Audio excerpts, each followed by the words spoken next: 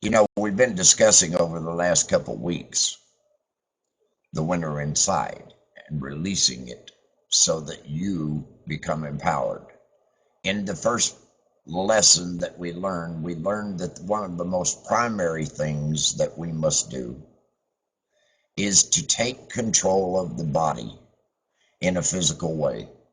That means to be in total control of our nervous systems and our physical being.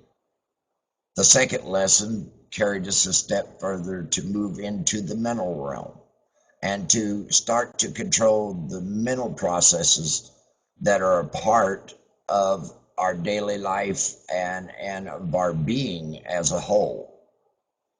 And I left you with some questions the other night, of which I'm sure most of you were not able to go back over the webinar, but I'll go over those questions for you. I had asked you, what are the two modes of mental activity? And of course, the answer to that is the conscious and the subconscious. I also asked you, upon what do ease and perfection depend? Well, ease and perfection depend entirely upon the degree in which we cease to depend upon our conscious mind and start to allow our subconscious mind to perform and do all of the uh, direction for us in such a way that it becomes ingrained, it becomes a habit. When we think about that, I ask, what is the value then of the subconscious mind? I don't know that there's enough words, but I would say it is enormous. It guides us, it warns us, it controls the vital processes, and above all else, it's our seat of memory. And I left you with a thought in mind of what were some of the functions of the conscious mind. And the real answer to that is it has the faculty of discrimination. It has the power of reasoning. Now we're speaking of the conscious mind. And it is the seat of the will and may impress the subconscious. So when we boil it down, it's actually like the gatekeeper to the subconscious mind that rests within us.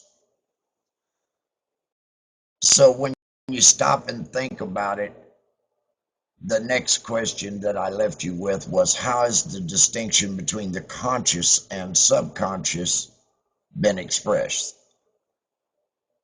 And the real answer to that is that the conscious mind is your reasoning will, and the subconscious mind is your instinctive desire, the result of your past reasoning will, if you would. In other words, we're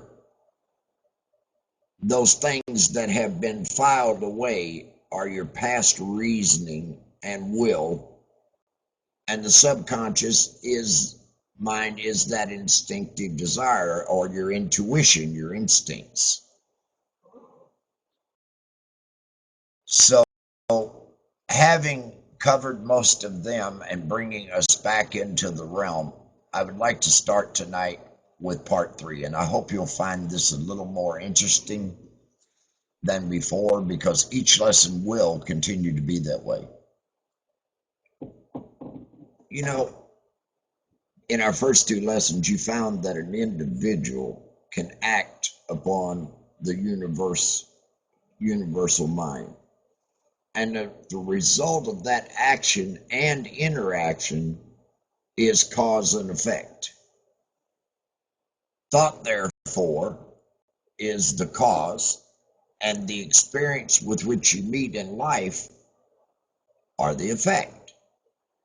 So eliminate then any possible tendency to complain of conditions as they've been or as they are. because it rests solely with you to change them and make them what you would like them to be. You know,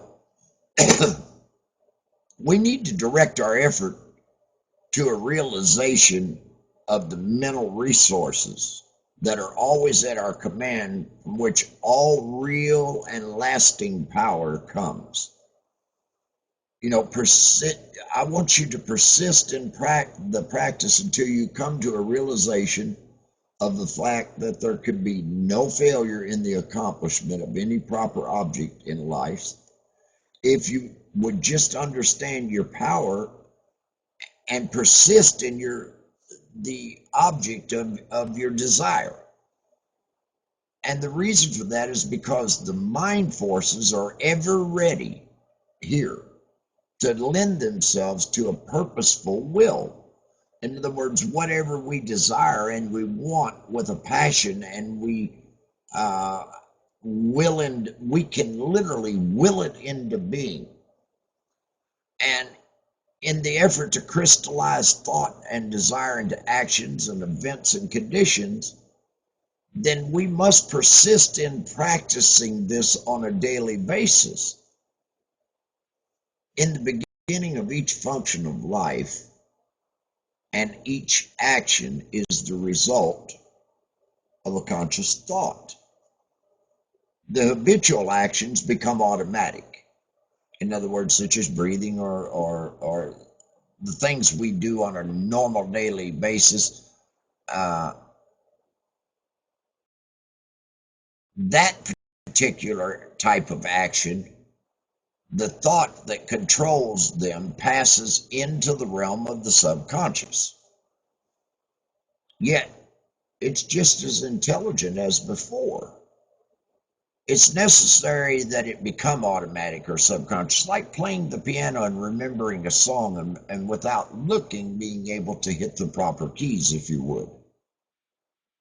So, keeping in mind that the realm of the subconscious operates in such a way that it is all of the experience from before, along with the conscious mind's signals to it to will into effect whatever that desire or thought might be. It's necessary that as we desire something, that we continue to will it into existence, and it'll become automatic or subconscious. So in order that the self-conscious mind may attend to other things.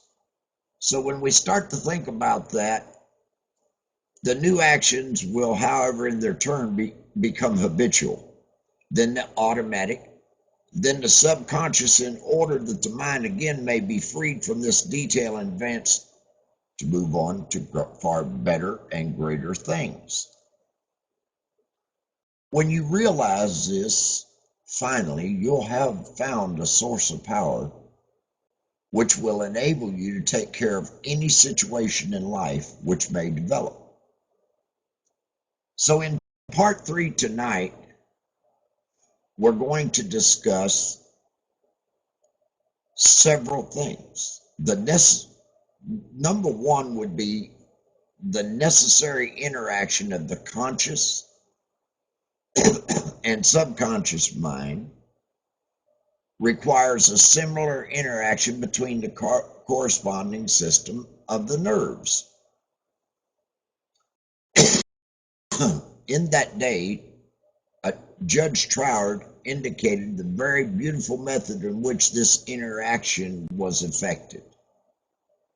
He said that the cerebrospinal system is the organ of the conscious mind, and the sympathetic is the organ of the subconscious. So therefore, the cerebrospinal is the channel through which we receive conscious perception from the physical senses, And that's the center that we exercise control over all the movements of the body. Now, that system of nerves has its center in your brain. Likewise, the sympathetic system has its center in if you would, I don't know any term to use in layman terms, it's a ganglionic mass at the back of the stomach, and that's known as the solar plexus, and that region is in this particular center of your chest area. And it's the channel of that mental action which unconsciously supports the vital functions of the body, such as breathing and blood flow and all of those things. So therefore, we know that those two central items, the cerebrospinal and the solar plexus, now are two systems in the body that control most everything that goes on. And the connection between the two systems is made by what they call the vagus nerve, which passes out of our brain as a portion of the voluntary system into our thorax, sending out branches that go throughout the whole body and finally pass through the diaphragm. It loses its outer coating and becomes identified with the nerves of your sympathetic system. So forming a connecting link between the two and making man's, physically, it makes us a person. It makes us a single entity, if you would. Now, we've seen through our previous lessons and through discussion that every thought is received by the brain, which is the organ of the conscious mind. And there, when it gets there, is subjected to our power of reasoning. So when the objective mind when we are satisfied that the thought is true, then it's sent to our solar plexus region or the brain of the subjective mind to be made into our flesh, so to speak, to become real within us, to be brought forth into the world as a reality. It then is no longer susceptible to any argument whatever. So whether it be good or bad, once it's went through that process, it's not susceptible to any argument. So if we think negative, then we're going to produce negative. If we think positive, then we're going to produce positive. You see, our subconscious mind, as we have all learned earlier, cannot argue. It only acts. It accepts the conclusions of the objective mind, or our conscious mind in the front, as being final. It doesn't determine truth or a lie, as we've discussed. It just acts upon whatever the conscious mind tells it should do. Now, I know you must wonder why I talk about these deep medical terms, because none of us here are striving to be doctors. But without a knowledge of the centers of the body and how they interact with each other, and what is the physical senses of the body, and what are the mental processes of the body, and that's why the simplicity of the first two lessons to take control of the physical and mental, that we will come to see how we as a human being function in our processing of that information and our will to be able to accomplish the things that we want and desire. The solar plexus has been, it's been likened to kind of like the sun, the sum of the body, because it's a central point for the distribution for all the energy which the body is constantly generating. The energy is very real energy. And this sun is a very real sun, and the energy is being distributed by very real nerves to all parts of your body, and is thrown off in an atmosphere which envelops the whole of you. If you would, kind of like the aura that a human being has. They've extricated uh, uh, mummies and corpses from years ago and run tests upon them and found that there was still an aura or a hint of life within that body that, even though it had long left the earth in a physical sense, it still showed signs of energy.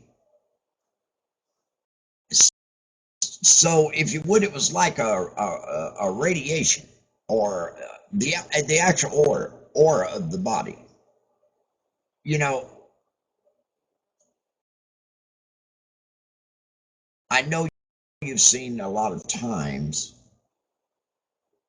people that you took one look at, and it was like you were drawn away from them.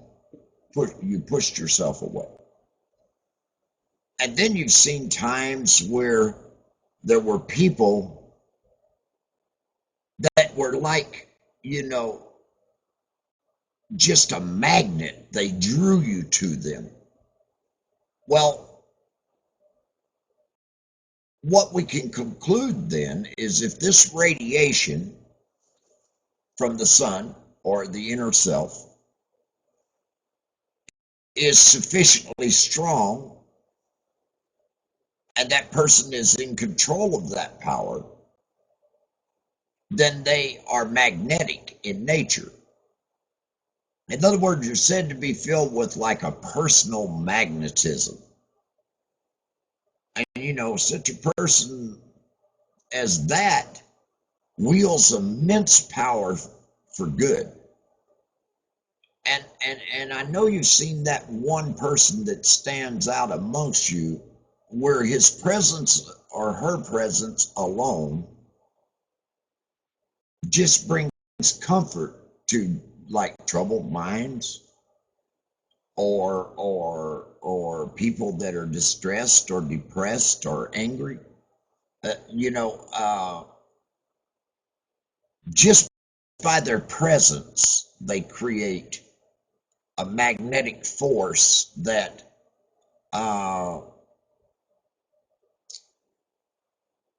brings comfort to others. So when we talk about the solar plexus or sun, or the sun of our body, it's an active operation, and what it's really doing, it's the light within, and it's radiating life and energy and vitality to every part of our body. But not only that, but to everyone we meet. The sensations of it are pleasant. The body is filled with health. And all that I know you've seen that energetic person that was just absolutely, you were drawn to that person, that you felt good being around them. You felt that energy coming from them that made you feel positive about yourself, and positive about the environment that you were in. So those sensations are the sensations of being around an individual that is progressively a magnet, if you would, and they're letting their light shine to the fullest extent. If they're there's an interruption then to that radiation, such as a person that is mad or angry or depressed or foul in nature, then what we experience at that point are unpleasant sensations. And remember this, while that is the case, then the flow of life and energy to some part of our body is stopped. And I believe, and so do those people that came before me, that that is the cause of every ill to the human race, physical, mental, and environmental. Think about that. If there's an interruption, because we know that we're all in all, that the sum total of the whole is all of the parts, and they must all be alike in nature. So therefore, if that were the case, and that radiation had disruptiveness or interruption, then it would stand to reason that the flow of life and energy to some part of the body would be stopped.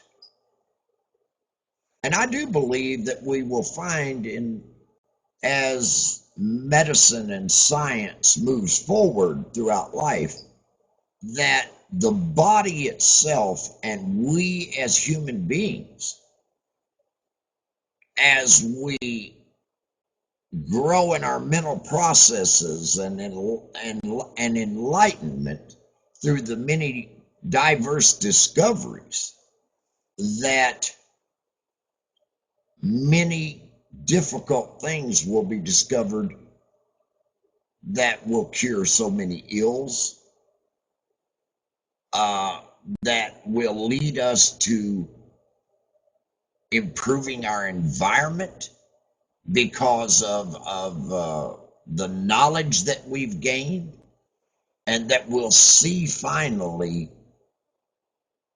that how everything means something in the realm of life. Emotion, a thought, an action, an inaction, if you would. All of everything is relative. So let's think about it for a moment.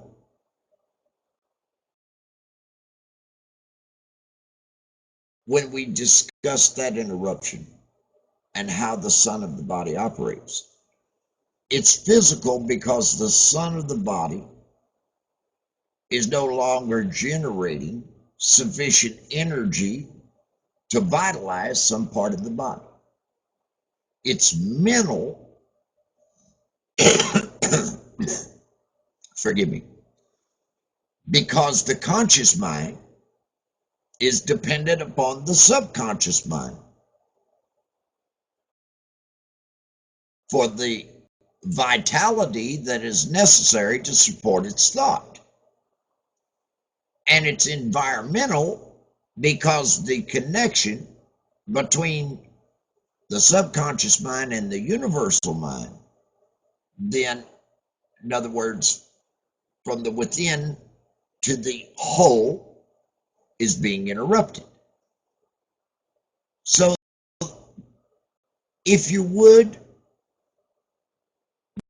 the solar plexus is the point then at which the parts meet with the whole, where the, if you would, the finite or the limited becomes infinite and unlimited, where the uncreativeness becomes creativity. The universal becomes individualized, and therefore the invisible becomes visible. It's at that point at which life appears, and there's no limit to the amount of life an individual can generate from this solar center within. So we're talking about the inwardness of our light that rests within us, as I had said in the winter inside releasing the Invincible You, that there is a light within us that we, as long as we're living and breathing, there's still a winner, that light may be softened to the point that it doesn't seem so, but yet as long as we are taking a breath, there exists in each of us a winner. As we look into that, then, this center of energy becomes omnipotent in its nature, because it's really the contact with all life and all intelligence, if you think about it. And if that being the case, then it can accomplish whatever it's directed to accomplish. And herein lies the power of your conscious mind. The subconscious can and will carry out any plans and ideas as may be suggested to it by our conscious mind. So by saying to ourselves, I'm going to be successful, I am a success, and I want success, and I desire success, our conscious mind is passing to our subconscious, which acts. So conscious thought, then, is the master of this, if you would, your sun center, or your solar plexus, whichever. I like the sun center better, or of the light within, from which the life and energy of the entire body flows. And the quality of the thought which we entertain then determines the quality of the thought which we radiate out. And the character of the thought which our conscious mind entertains will absolutely then determine the character of the thought which our light will radiate. And the nature of the thought which our conscious mind entertains will determine the nature of the thought which will radiate out from us. And consequently, it will determine the nature of the experience and the results we get. So it's evident then,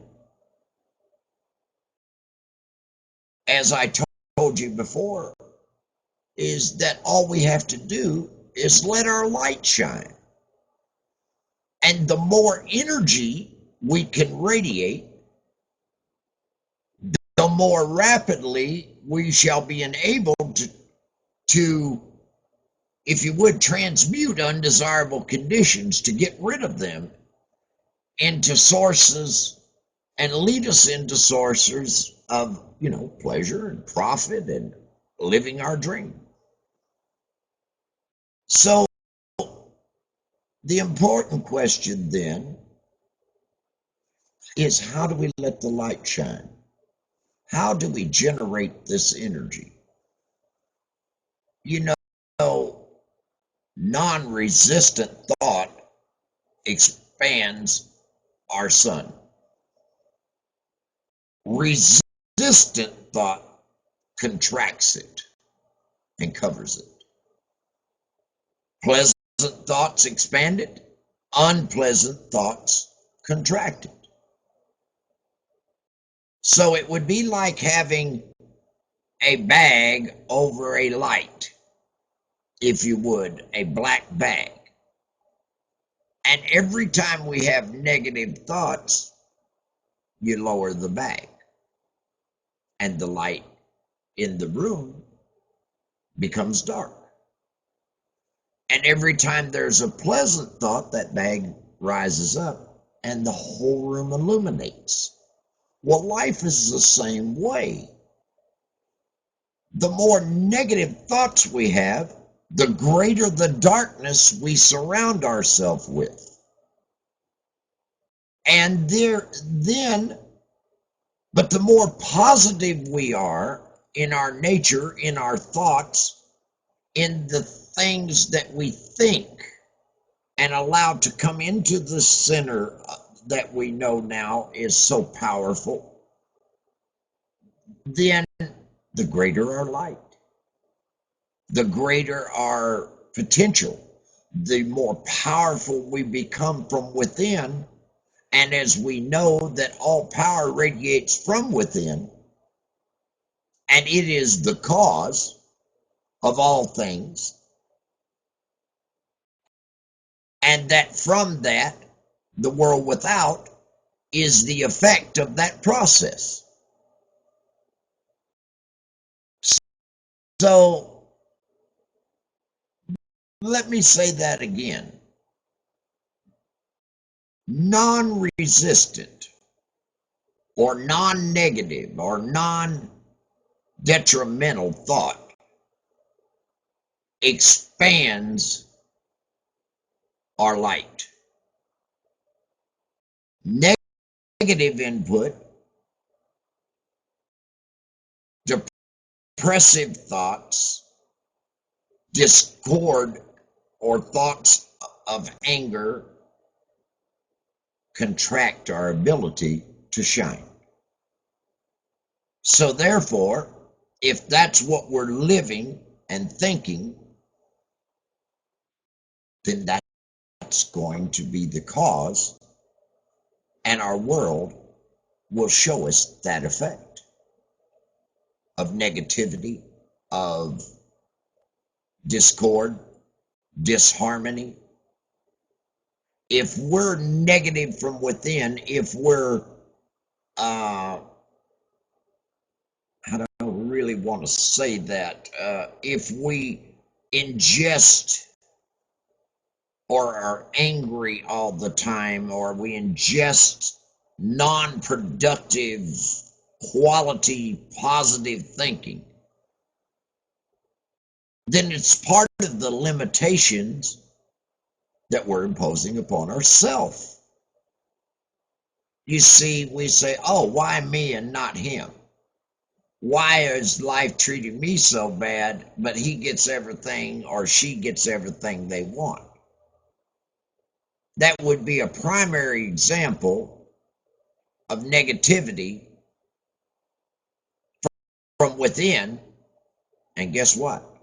It absolutely shows without. So we learn from this then that positive thoughts expand our horizons, and negative thoughts contract it. You know, thoughts of courage and power and confidence and hope, all of those thoughts will produce a corresponding state. If you are courageous, you're going to produce a courageous state for yourself. If you if you have thoughts of power, powerful thoughts of a positive, passionate nature, then your effect is going to be returned to you by that which you put out. And I know all of your life you've heard is you get back what you put in. And oftentimes I've heard people say, well, I worked my butt off, but I didn't get nothing out of it. Well, the question you would have to ask yourself is, were you working in a positive, courageous, and powerful and confident manner with all hope of succeeding? Or were you doubtful in your mind that it could happen, and that thought permeated throughout your body and your system. And when you see the effect of it not being made whole before you, that should be a central point in which you start to look within. You see, if something's wrong, it came from in here before it got out there. Because we're a whole of the universal mind, correct? So,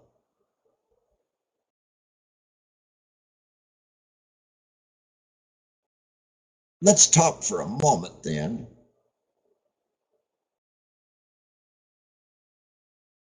about the arch enemy of our light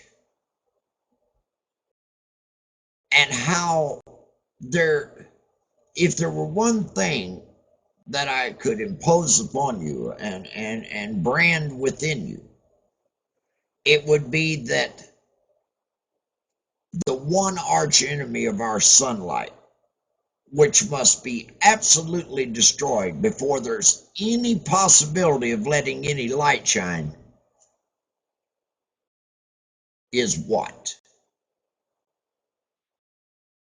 It's a very, very simple statement. What would be the greatest arch enemy of our ability to let our light shine and must be absolutely destroyed before there's any possibility of doing so? And I'll give you that answer. It's fear. You know, fear of the unknown, fear of failure, fear of not being liked, fear is the absolute archenemy to the power within. Our fears stop us from living life abundantly. So therefore, the enemy, fear, has to be completely destroyed. You've got to eliminate it. You've got to expel it from in here forever. You know, it's like the dark cloud that hides the sunlight. And therefore, it causes a perpetual gloom, if you would, upon our spirit, upon our thought processing, upon our bodies. Our fears hold us back greater than anything else. You know, it's like a personal devil, you see, which makes men and women fear the past, the present, and the future. You fear yourself, your friends, your enemies. You fear everything and everybody. But when fear is effectually and completely destroyed, your light will shine. The clouds will disperse and the energy will be ever abundant. And then and only then will you have found the source of power, energy, and life is when you can destroy the fear within. You know, when you find that you're really one with the infinite power, God and your creator, and when you can consciously realize that that power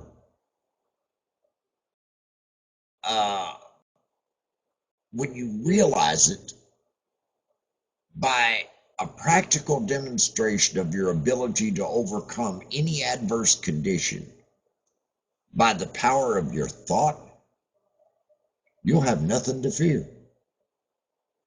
And fear will have been destroyed, and you will have come into possession of your birthright. Something that should have been yours from the very beginning. It was your right. It was your birthright. So let me go back over that. When you find you're really one with your creator and God and the universe as a whole, And when you can consciously, that means the conscious mind, realize that this power, by a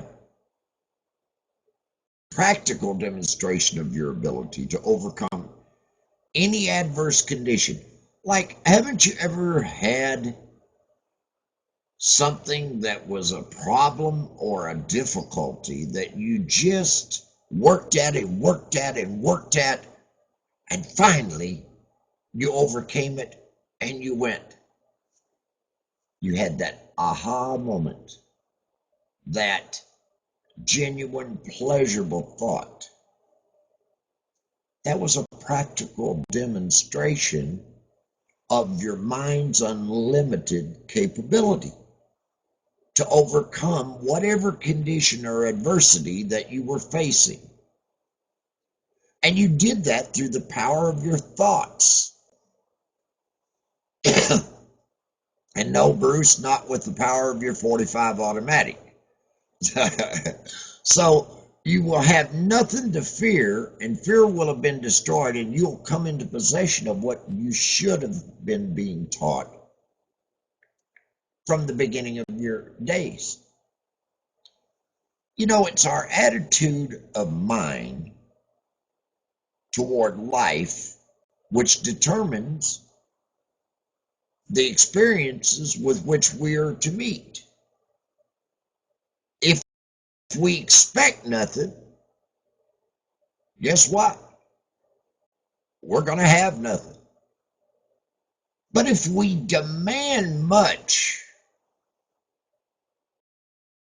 then we're going to receive great things, greater portion of that which we desire and are passionate about.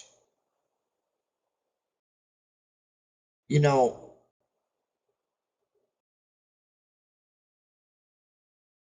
the world is harsh only as we fail to assert ourselves.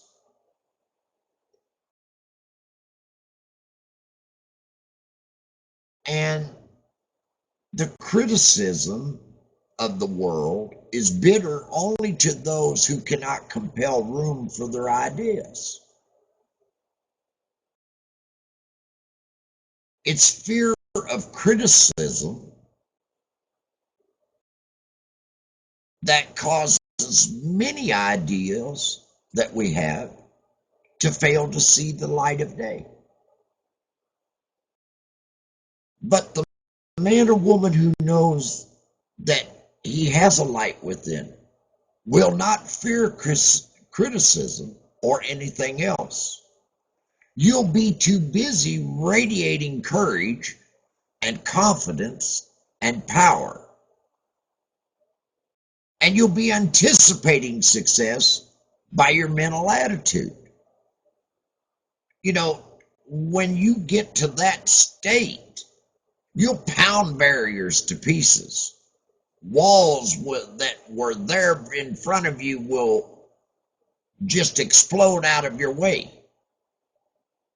And you'll leap over that, if you would, chasm of doubt and hesitation which fear places in your path. You know, a knowledge of our ability to consciously radiate health, strength, and harmony will bring us into a realization that there's nothing to fear because we're in touch with an infinite strength. This knowledge can be gained only by making practical application of the information I'm giving. You know, we as human beings, we learn by doing.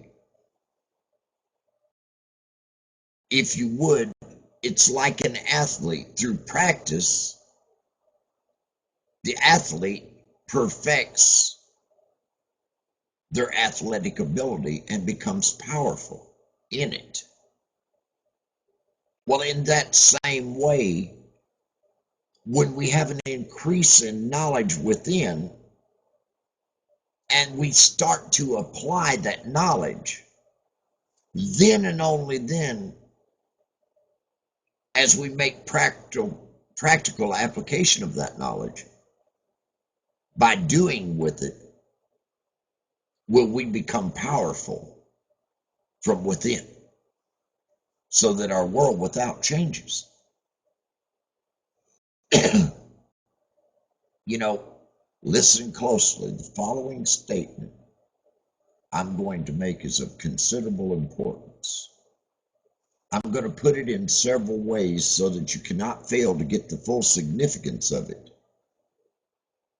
If you're religiously inclined, I would say to you, you can let your light shine. If your mind has a bias towards physical science, then I would say to you, you can wake that solar plexus. Or if you're like some people and you prefer the strictly scientific interpretation, I would simplify it for you and say that you can impress your subconscious mind. Now, I've already told you what the result of that impression will be. And I know now that you must be saying to yourself, well, what is that method? It's the method in which you're now interested in learning. Well, you've already learned that the subconscious is intelligent and that it's creative and responsive to the will of the conscious mind. So what then is the most natural way of making a desired impression? And the answer to that is mentally concentrate on the object of your desire. Because at that point, and only that point, are you concentrating. When you're concentrating on that is when you're impressing the subconscious mind. So if we know the subconscious is intelligent and that it's creative, then we have to realize fully that it's responsive to our will of the things we think and the things we tell it. So we must learn to mentally concentrate on the object of our desires. Only then is when we start to create a habit and a groove, if you would, in the subconscious to manifest and make that come forth.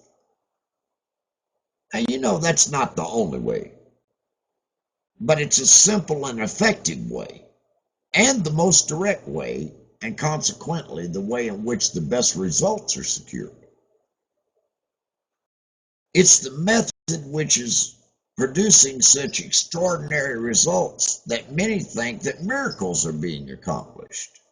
You see these people who come in and they just explode and they are ultra successful.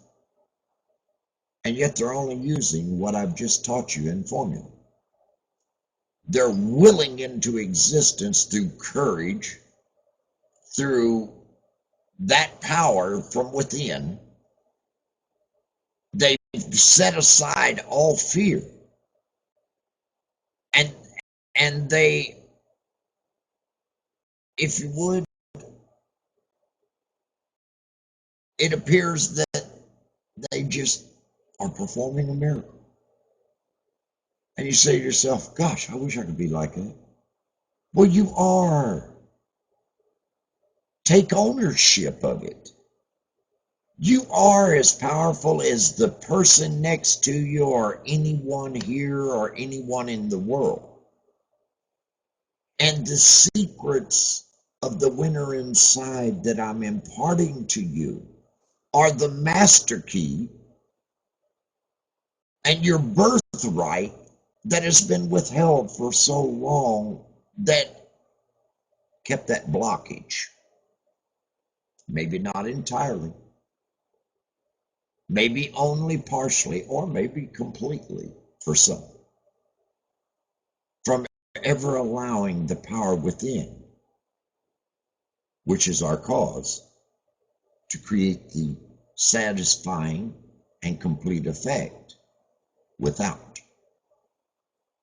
By consciously controlling the minds of the masses and setting their courses on social scales, socioeconomic scales, social learning skills. You know, this is the stuff that is advanced and should have been taught from the beginning. The elementary things that we learn through schooling are just functional to the society in which we live. Think about that. Reading, writing, arithmetic, functions that serve society. Preparation, if you would, of the masses to enter into society and live that contained life. As for me, I never want to be contained, and I know you don't either, but we have been. You know, when we think about what I had said, that when we mentally concentrate on the object of our desire, that we're impressing our subconscious and willing it into effect. And that's not the only way to have something happen, but it's a simple and effective way, and the most direct, and consequently achieves the best results. You know, it's a method by which every great inventor or banker or financier or great politician or statesman has been able to convert subtle and invisible force of desire, faith, and confidence in actual, tangible, concrete facts in our objective world out here. Those people that are inclined that way are generally those powerful people we see that lead us.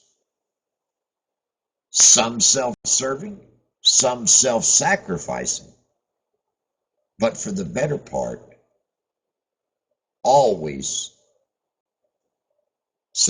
self-serving. You know, our subconscious mind is a part of our universal mind. And the universal mind is the creative principle of our universe. And we realize now through our studies that a part must be the same in kind and quality as the whole.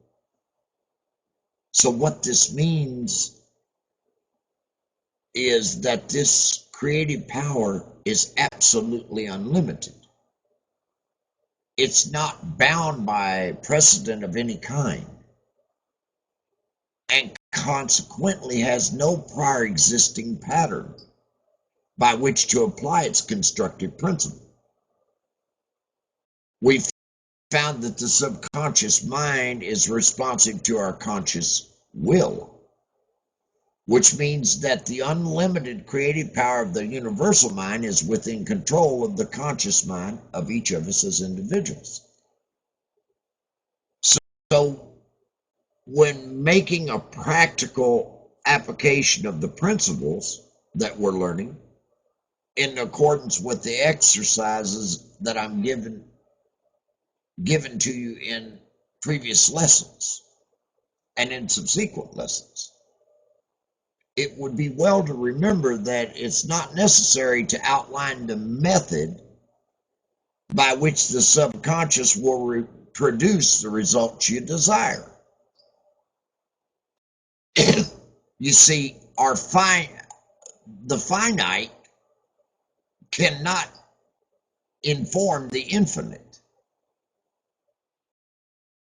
So what that really means is you're simply to say what you desire, not how you're going to get it, not how you're going to obtain it.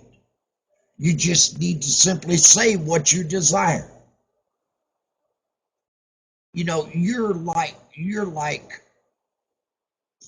on our cable service, we have it seems like 5,000 channels, but each of us are a channel by which the undifferentiated is to be differentiated. And this differentiation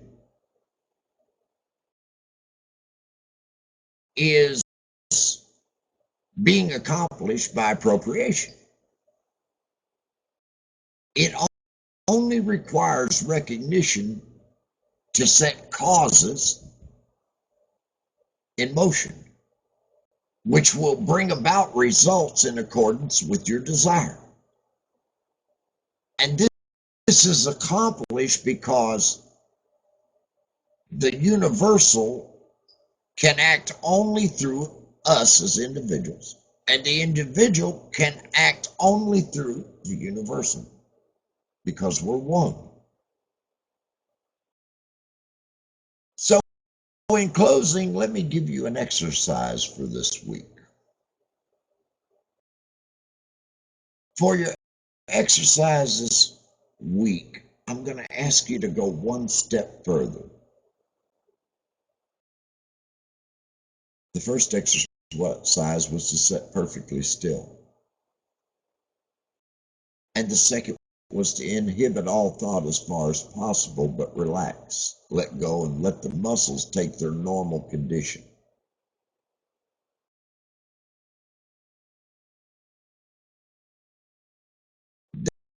That removes all of the pressure from the nerves and eliminates that tension which so frequently produces physical exhaustion. So what I want you to do this week is I want you to not only be perfectly still and inhibit all thought as far as possible, but I want you to relax, to let go, let your muscles just totally, if you would, become like a dish rag, just relax. Remove all pressure from your nervous system, from your nerves, and eliminate that tension which so frequently produces physical exhaustion. Tension and stress create physical exhaustion, folks. You know, physical relaxation is a voluntary exercise of the will. And the exercise will be, this exercise is going to, for each of you, will be found to be of great value. You see, when we relax the tension on our bodies, it enables the blood to circulate freely to and from the brain and body. You know, tension leads to mental unrest. It keeps our mind in a whirl. And it creates abnormal mental activity of the mind. It is tension that is the producer of worry, care, fear, and anxiety. But relaxation is, therefore, something we oftentimes forget to think about. Relaxation is an absolute necessity in order to allow your mental faculties to exercise the greatest freedom. So make this exercise as thorough and complete as possible. I want you to mentally determine inside of you that you'll relax every muscle and nerve until you feel quiet and restful and at peace with yourself and the world. When you do that, the light inside of you, the solar plexus, if you would, the sun, it'll then be ready to function, and you will be surprised at the result. So I'll leave you with a few questions, as always, to ponder. Throughout the conversation tonight, I covered many things. The first question I would leave you with is what system of nerves is the organ of the conscious mind? What system of nerves is the organ of the subconscious mind? What is the central point of distribution for energy which the body is constantly generating? And how may that distribution be interrupted?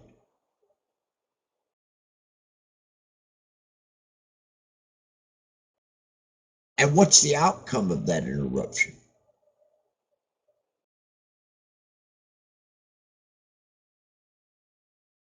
Then ask yourself, how may that energy be controlled and directed?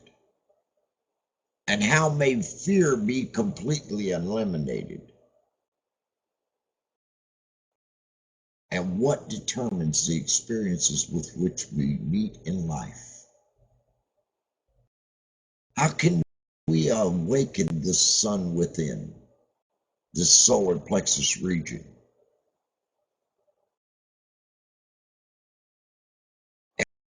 And what is the creative principle of the universe?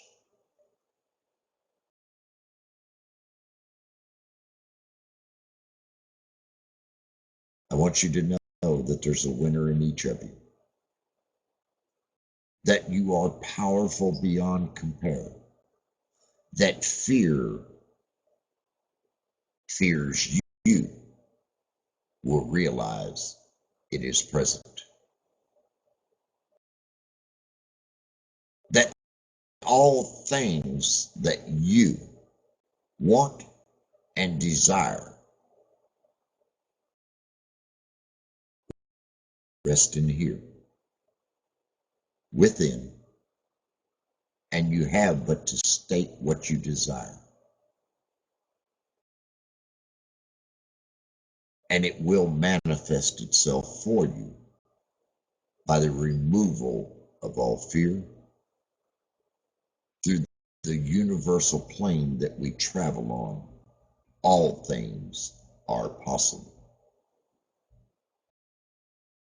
I'm Dr. David King. Thank you for coming. I'm blessed to have you, and I hope that each week I impart a little more to you as we move forward, to encourage you to be the best you can be, to be all that you can be, and what God intended you to be when He created you.